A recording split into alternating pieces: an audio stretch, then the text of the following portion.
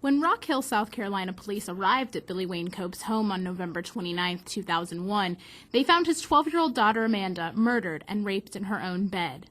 With no evidence of an intruder, Cope became the primary suspect. He confessed to the murder, was convicted by a jury, and sentenced to life in prison. Now third-year W&L law students Christine Kidwell and Tim Gilbert are helping him appeal the verdict. Kidwell and Gilbert are getting real-world experience by working on Cope's case with law professor David Bruck, who heads the Virginia Capital Case Clearinghouse at W&L. A lot of it really is writing and research, which is good for us. Theoretically, we can't practice in the same sense that someone else who's passed the bar can, but more than that, that's basically the bulk of what death penalty work is. Cope's defense says police pressured him into falsely confessing to the murder. During arguments in September, Bruck told the South Carolina Court of Appeals that Cope was interrogated for hours and deprived of sleep.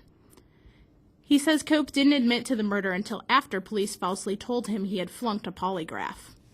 Cope also reenacted how he said he killed his daughter for police video cameras. Kidwell says this was also coerced. To kind of have this idea, well, gosh, I guess I did it, maybe I did it, sure, okay. And then you've got the police telling him how he did it, and then he says, okay, yeah, that's how I did it. Gilbert says a trial judge made a mistake by not allowing Cope to present evidence that his co-defendant was the killer and acted alone. James Sanders lived in Cope's neighborhood and had a history of breaking into nearby homes and attempting to rape women around the time of Amanda's death. Mr. Cope's defense team wasn't able to bring in all the other crimes evidence that said, this is Sanders' MO, this is what he does. Sanders' DNA, not Cope's, was found on Amanda's body. Despite no evidence that the two men knew each other, prosecutors charged both Cope and Sanders with conspiracy and murder.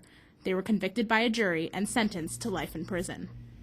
Cope is working as an assistant minister at the Kirkland Correctional Institution in Columbia, South Carolina, while he awaits a ruling on his appeal. For the Rockbridge Report, I'm Stephanie Hardiman.